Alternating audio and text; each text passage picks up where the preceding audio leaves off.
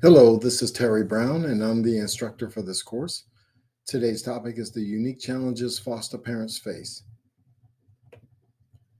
While some parents intend to become foster parents, other families sort of fall into the role when a relative can no longer live with their birth parents. Raising children in foster care looks a lot like raising biological children. Children in foster care need structure, discipline, love, and guidance like any other child. They also have after school activities, friends, and homework. But raising children in foster care presents a unique challenge, and it's important that foster parents understand the challenges they may face so that they can be equipped to help the child thrive.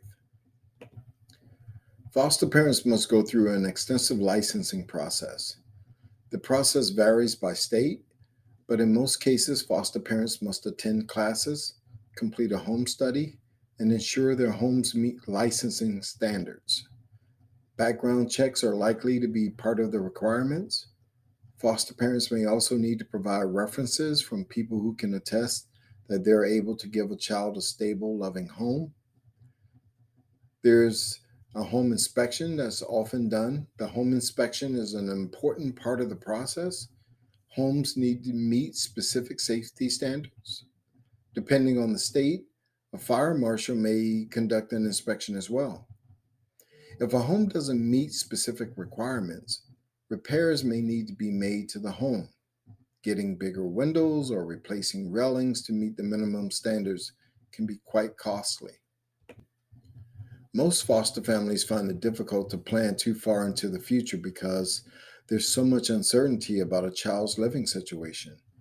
About 51% of children in foster care eventually reunify with their primary caregivers, but often it takes many months or even years for children to be reunited. And foster families are often left feeling like they're in the holding pattern as they wait to see if judges and advocates feel it's important or in the best interest of the child to reunify with their birth families. Other children may be placed with relatives, put up for adoption, move to group homes, or remain in foster care. Sometimes families receive a lot of notice about what's going to happen in the future. At other times, a move may feel like it happens abruptly. Throughout the process, there are often many court dates, meetings, and changes to the plan. This can be stressful for anyone in the family. Children in foster care who are potentially being reunited with their birth families may have visits with their parents or siblings. Visits Visits may take place in a neutral, supervised location where a professional, where a professional will oversee their interaction, or they may occur in the birth family's home. This is often the case if it looks like reunification will happen. The visitation schedule can be disruptive to the foster family's routines. Birth family visits may be several hours long and may take place several times per week, or they may involve longer weekend visits. Some foster families have to deal with inconsistent visits. For example, a birth parent who has a mental illness or an addiction may not show up to a scheduled visit, or they may show up only to be sent home because they aren't in a good enough emotional or physical state to have the visit. Foster parents may have to deal with the fallout when visits are suddenly canceled or when visits don't go very well.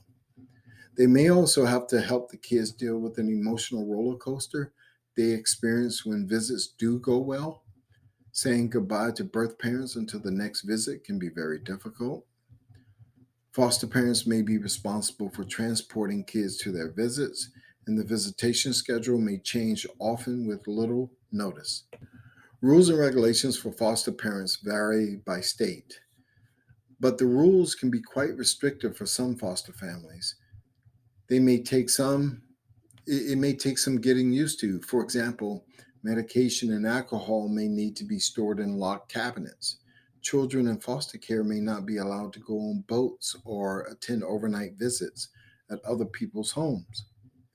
Children in foster care also might not be allowed out of state, and they may not be able to be left with a family or a friend even for a short period of time. They may have to be placed in a licensed daycare only, which may make out of state vacation impossible as foster parents may not have children or childcare. Sometimes foster children can go to other people's home without the state guardian conducting a background check. Before attending a birthday party or a play date, the guardian may need the names and addresses of other children's parents. This can make spontaneous play sometimes impossible. It can also be embarrassing to older children in foster care, not to mention confusing for other families who don't understand the foster care system. Foster parents aren't legal guardians. This means they usually can't sign legal documents. Foster parents may have to contact the child's state appointed guardian to sign forms for the physician or even get permission for a child to go on a field trip. Sometimes reaching the guardian can be difficult, especially during the evening and weekends. This can make simple tasks feel complicated sometimes.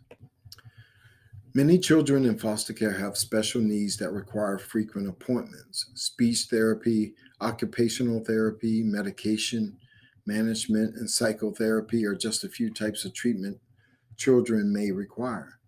Others have had their health care neglected for many years and they may require frequent trips to the dentist or the doctor. Foster parents may need to have flexible schedules that allow them to be present for all the appointments. This can be difficult for foster parents who work full time. Foster parents may also be responsible for transporting children to and from all their appointments. Not only have children in foster care been removed from their primary caregivers, but they've also likely experienced abuse or neglect that have led to their removal. Consequently, many children in foster care exhibit emotional and behavioral problems.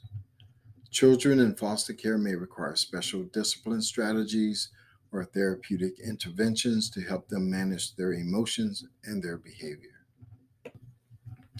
While Child Protective Services will attempt to gather as much information as possible about a child's history, there are often major gaps in information. One major unknown often involves the birth mother's pregnancy. It's often uncertain if a child was exposed to drugs or alcohol in the uterus. Developmental history may also be missing. Foster parents may not know if a child walked, talked, and hit other developmental milestones on target. Whether a child is returning to their birth family or they're being adopted, saying goodbye to a foster child can be quite difficult for everyone. Sometimes foster parents aren't able to maintain ongoing contact with the child who was in their care, and quite often they don't know what happens to a child after they leave their home. This can create a lot of distress for the entire family. Other siblings may not understand the situation, and they may struggle to manage the grief associated with the loss. Foster families who take in several children in foster care may experience disruptions to their family life. Children in foster care may constantly come and go, and sometimes kids who previously moved out may move back in if their placement doesn't work out. This can take an emotional toll on everyone. Burnout can be a big concern for foster families, and it's important for everyone to take care of their mental health as they deal with these emotions. So I want to thank you for taking the course. Hopefully, this presentation was helpful. Um, I'm a foster parent as we speak, and this is one of the most rewarding experiences I've ever um, put myself through. And part of my mission is to encourage you to push through. It's so worth it. It's so amazing to bring love and security to a young person. So thank you for walking that journey with me. Talk to you soon. Bye.